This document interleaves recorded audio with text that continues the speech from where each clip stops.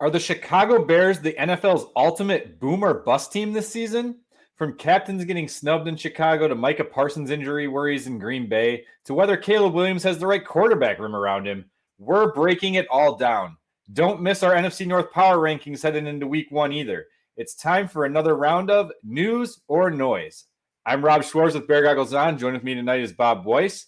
This is the Halas Huddle, where every hot take is brought to you by too much whiskey and not enough wins. That's right. It's another News or Noise episode, our favorite format. As always, we ask you to play along in the comment section, topic by topic. Let us know what you think. Let us know how wrong one of us is. First topic, Ben Johnson named the captains. And two leaders from last year, DJ Moore, Cole Kmet, not named. So, News or Noise, DJ Moore and Cole Kmet not being captains is a bad look for their futures. Yeah, I'm actually going to go news. I'm going to go news on this one. Look, we've already talked about the fact that we think DJ Moore might be out after this season's over, right? Like you got one first-round pick in Roma Dunze, who was a top 10 pick. You got Luther Burden, who was a first-round talent who slid to the top of the second round. Even Olamide Zacchaeus, could be that third wide receiver here long-term if they decide to do that. I know he's a little bit older, but he can't be that much older. I don't know his age off the top of my head, but he can't be that much older than DJ Moore. Maybe they're around the same age. Who knows? Gary will tell us in this comment section. I guarantee it.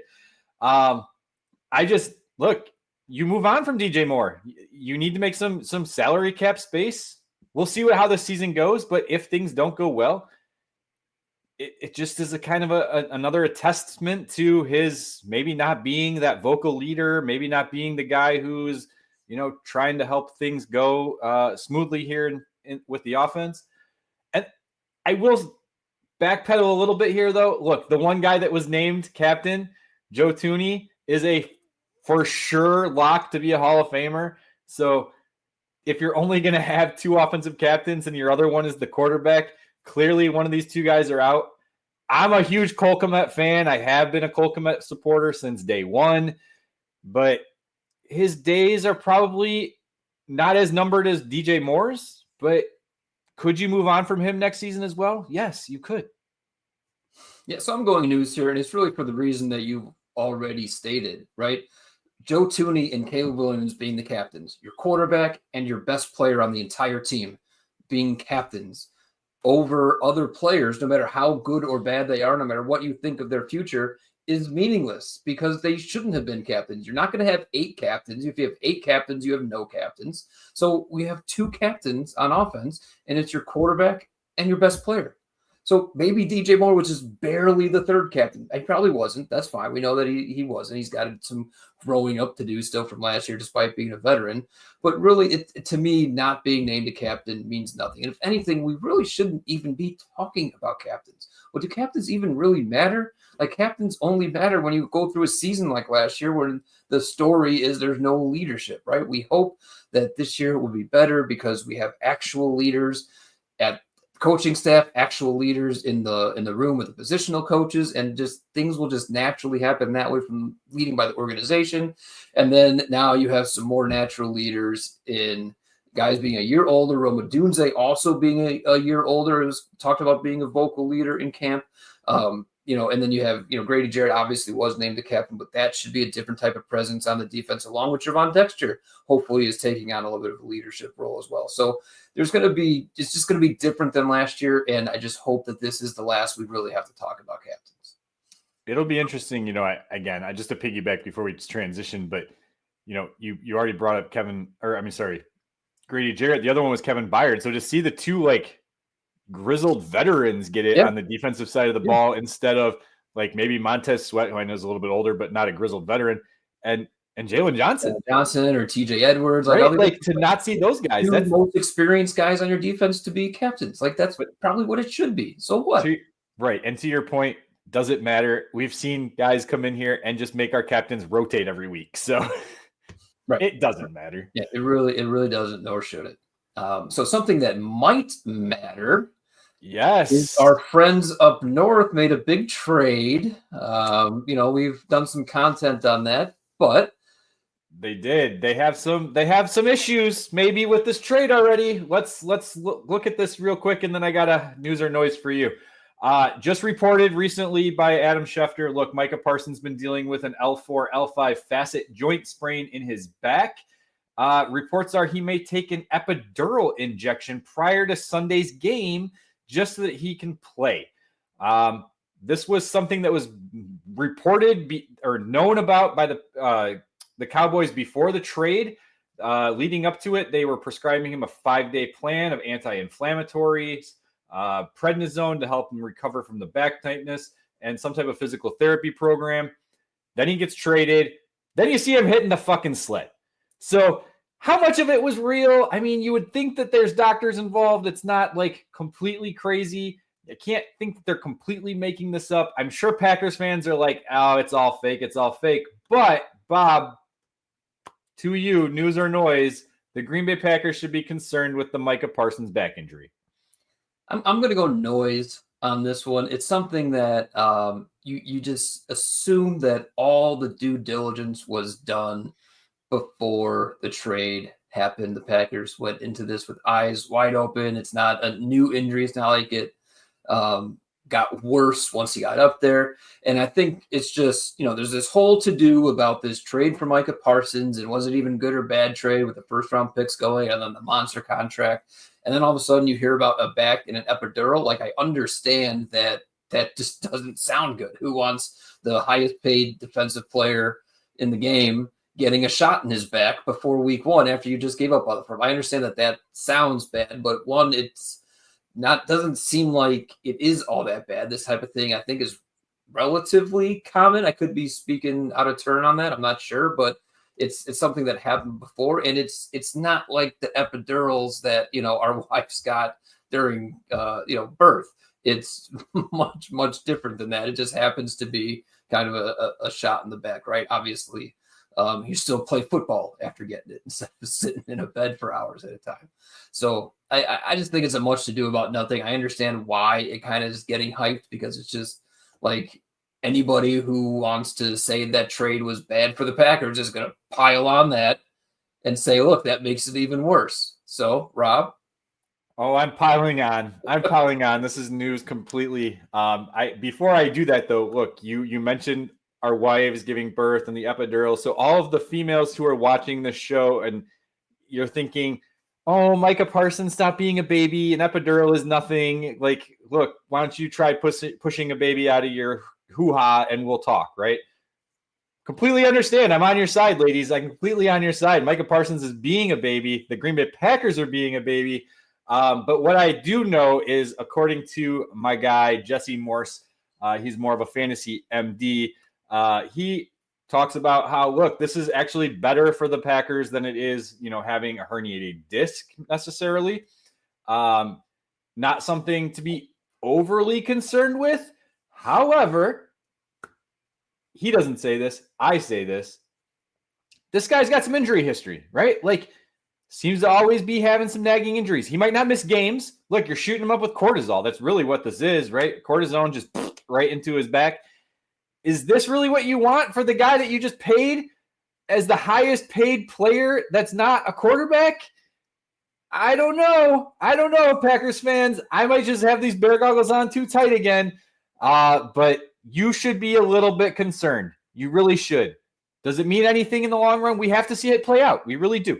It could be completely fine. It could have been a farce. Who freaking knows? All I know is that F Green Bay, I hope it becomes a nagging problem, not to a point where his career is ruined, to the point where you guys just get so pissed off at me, because that's my whole premise of these last few weeks. You're doing a great job, Rob. Fantastic job. That's right. All right, let's move on to the next topic. Look, we got to talk about our guy, Caleb Williams. 1920 Football Drive episode just came out, right? And we know where Bob sits on this. I'm not going to give it away. We're not going to give it away. Those of you who have watched the show know where Bob sits about this with one particular person. But Bob, news or noise, Caleb Williams' success will be highly attributed to this current quarterback room. Not the coaches, but the quarterback room. I'm going noise. I'm going absolute noise on this being a key driver of Caleb Williams' success this year.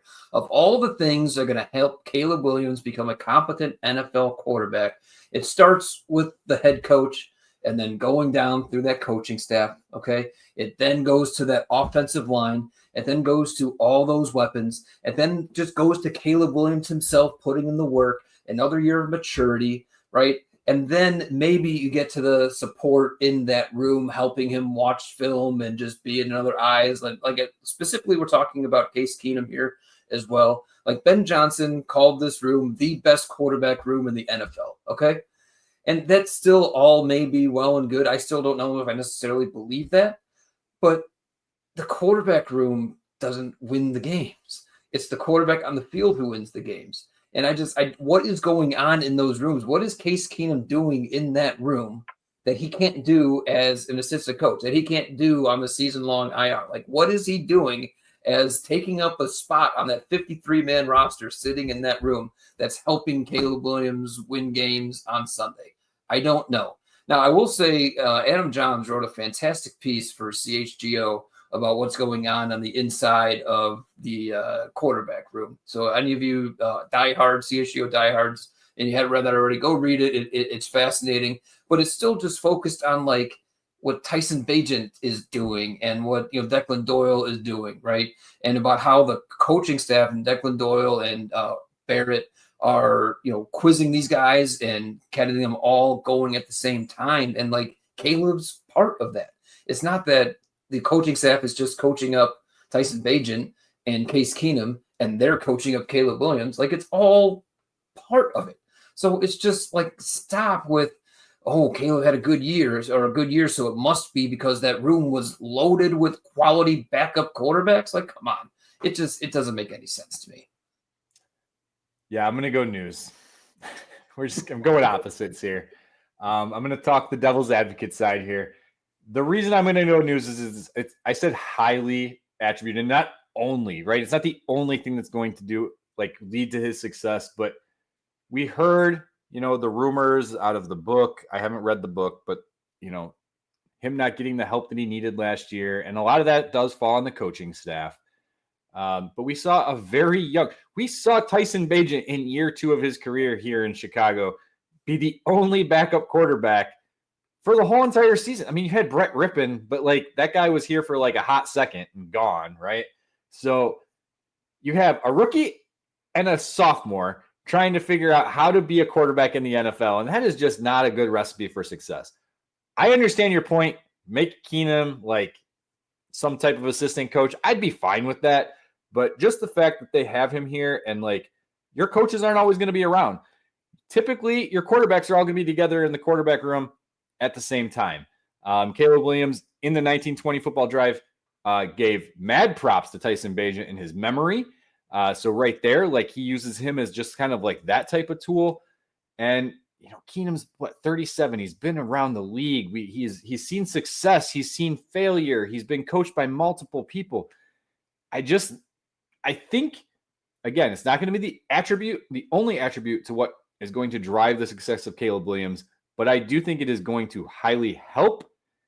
And if for some reason he goes down, knowing that Tyson Bagent is also progressing just makes me feel a lot better about the situation. So the room makes me feel good about the team, but the room, again, it's like the room is going to help Caleb Williams specifically. And that's what I'm kind of raging against. That doesn't make any sense to me. Caleb Williams is helping Caleb. The coaching staff is helping Caleb Williams. That's what's helping Caleb Williams. And there's a little bit, maybe I'll give it 8% of Caleb Williams' improvement will be due to this quarterback group. I'll take the 8%. It's not highly. It's not anywhere near high on the list. Now, another little bit of a tangent here. This room does not include Austin Reed anymore. Do we have any idea what's going on there? I liked the guy. I don't know. Cole Kmet's on his way out. Austin Reed's on his way out. The buddies, the bromance is over. Is that what it is? Yeah, it's just weird that, the practice squad came out. He wasn't on it, but there was one spot open. Maybe they're going to let Austin Reed find somewhere else to go. Maybe he'll get on the roster. And then that didn't happen. They didn't come back to this round. So whatever, Austin Reed, your time here in Chicago was noticed by me, by us here. So hopefully you had a good time here. And best of luck to whatever you end up doing moving forward. To piggyback off that, though, Gary and I were talking about it when we were at that joint practice. Like, he wasn't even getting reps against Buffalo. Like, it was literally just Tyson Bagent taking all the reps. So maybe he just wasn't seen as anything they cared about. I guess he was a bust. Yeah. Speaking of which, there's been numerous power rankings that have come out at different websites. The Bears are generally ranked between 15 and 20, but there was one article that I noticed, I believe it was on ESPN. I had a hard time digging it up, but they asked their panel of experts to name who's going to be the most surprising team and who's going to be the most disappointing team. The Bears were second place in most surprising, and they were also second place in most disappointing. So what does that say about the national expectations for this team? So, Rob, news or noise, the Chicago Bears will be the biggest boom or bust team in the NFL this season. I'm making Halas Huddle history, and I'm going news for a fourth time. News on all of these. News on all of these. Look, there's a lot of question marks around this team, and the biggest one is, how is this offense going to succeed? How is Caleb Williams going to go from year 1 to year 2? How is this offensive line going? There's just too many questions. You have a lot of moving pieces, a brand new coach, a brand new system. 3 interior linemen are completely new. Braxton Jones is playing hurt and not to his capabilities that we've seen in the past. On the defensive side of the ball, we were hoping to see some pressure in the preseason. We didn't see it enough, in my opinion. Is it just because it was vanilla and it was just tapered down and we're going to see more come out of this when Dennis Allen hits week 1? Or is it that the defensive line can't get pressure on its own and he's going to have to dial up things, which is going to take guys away from other areas, whether it's in the passing game? You have injury concerns already with Jalen Johnson. Is he going to be able to take on Justin Jefferson in week 1? That's a huge what if. So we've seen the ball bounce in the wrong way because of dumb mistakes in the past, mostly on the coaching staff. Are we going to see that again? I don't know. But at the same time, as I'm talking negatively, they could hit the floor or hit the road running, right? They could just completely could take the league by storm. Caleb Williams could look like the number 1 quarterback that he should have been coming out of USC. Colston Loveland could just completely dominate as like a Brock Bowers in this tight end system. They have 3 legit wide receiver 1 type players in Roma Dunze, Luther Burden, DJ Moore. The defense could light a fire up their ass. I've been talking Gervon Dexter forever. I could come see him hitting that mark here in this season. Grady Jarrett bringing the heat. Montez Sweat returning back to his form of that back half of the season after they traded for him in year 2. Maybe the secondary does stay healthy.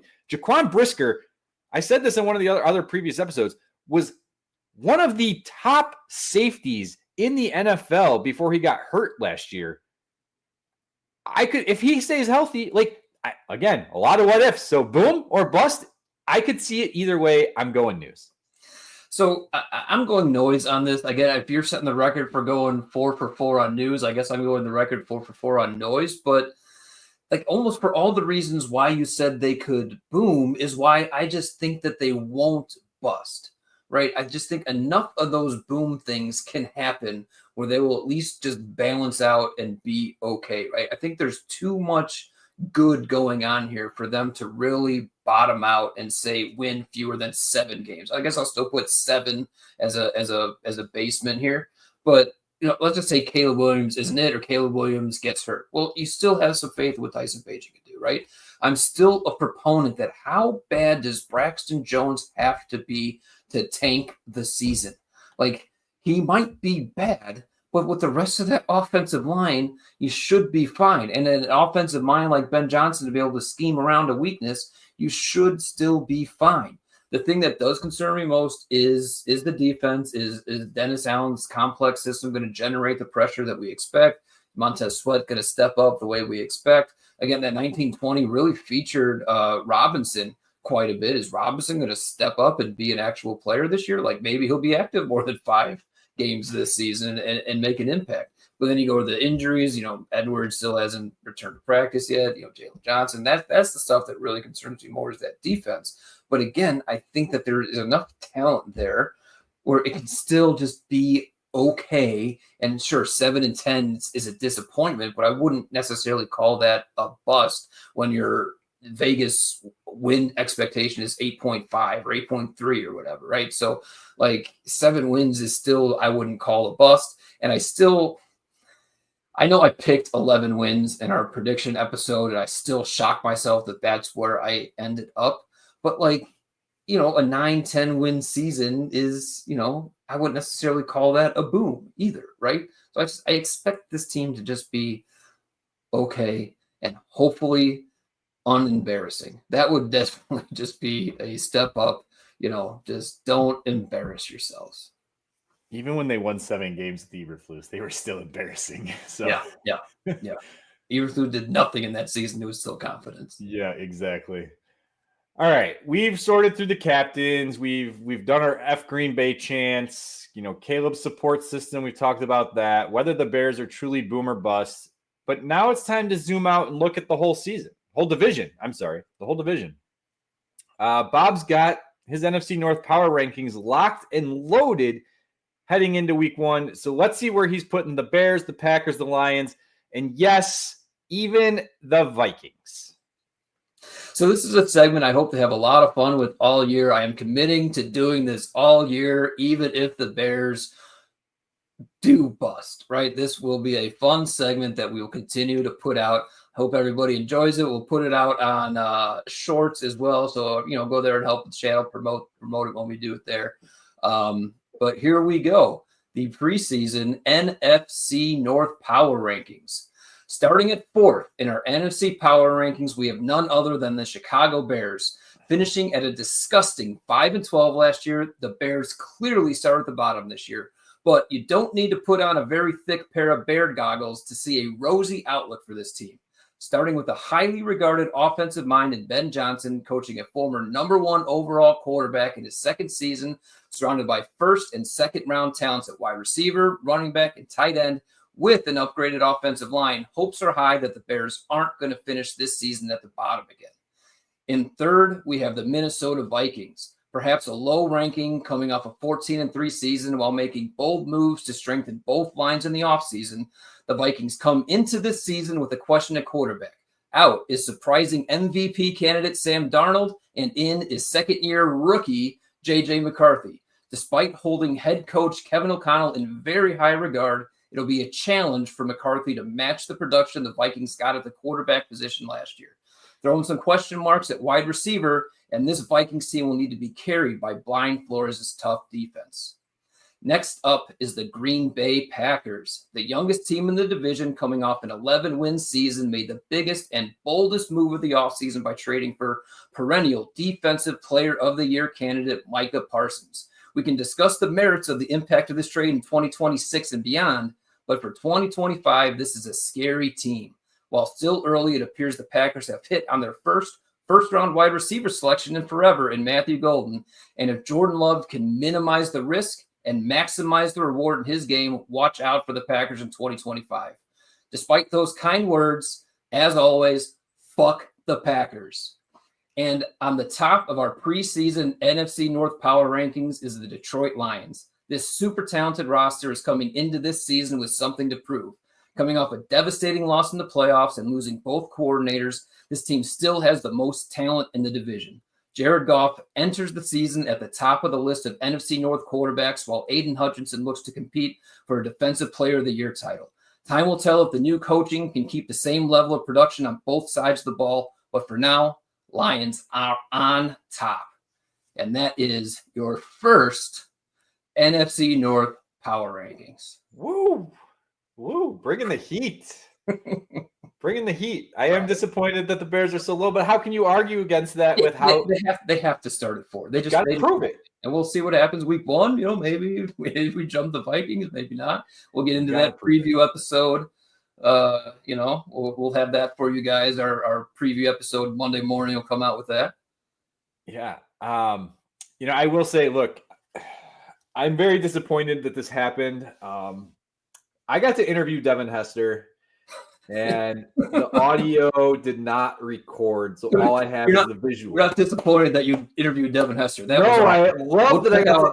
Rob's Yes. article on Bear Goggles Out. That was awesome. He's disappointed that the audio Yes. didn't record, so we weren't able to share it on the channel with everybody. Correct. I wanted you guys to hear the full interview. We talked about the kickoff game. There's so much stuff that we got to talk about. But one of the things that he did bring up, I asked him for a prediction for the NFC North. And you can hear his comments on the Kay Adams show. He did go on there after, I think, well, at least it was aired after I would have aired ours. So props to us. It would have been broken here. He actually has the Bears and the Packers fighting for that top spot. He has the Vikings third. He has Detroit last. One of the big things is he really thinks Ben Johnson leaving the Detroit Lions is going to hurt them a lot. So we'll see. Look, I love Devin Hester. He's one of my favorite players of all time. I think Bob might be your favorite player of all time. I talked about him and Tommy. Yeah, I talked about how exciting and exhilarating it is to hear the kickoff return with the Jeff Joniak coverage. It was such a good time. I'm so grateful for the opportunity. Just real quick, I'll shout it out because it's going to take 2 seconds. We're at the end of the show anyway. But he's promoting a game across the NFL. A lot of them are doing it. It's partnered with The Athletic. Go out there, check it out. It's called Connection Sports Edition. You can just Google search it. Again, The Athletic Connections The Athletic Connections Sports Edition. And it's like a daily word game, kind of like a Wordle type thing. And you got to pair things up and beat the clock. He got it in like 6 minutes and 13 seconds, I think, for the Chicago Bears puzzle. So see if you can beat him. Submit your thing to The Athletic and get a random chance of winning, a chance to create your own puzzle. So go check that out. But I thought it was interesting. Like, he had Detroit last. So although I approve of your NFC rankings. Yeah. I mean, I prefer Devin Hester's. I could see that world where we talked about, in our last episode, where the NFC North, the fourth place team, could be 7-10. The Lions could finish in last place and go 7-10. I could see that type of scenario happening. That's not 100%. Crazy to think. 100%.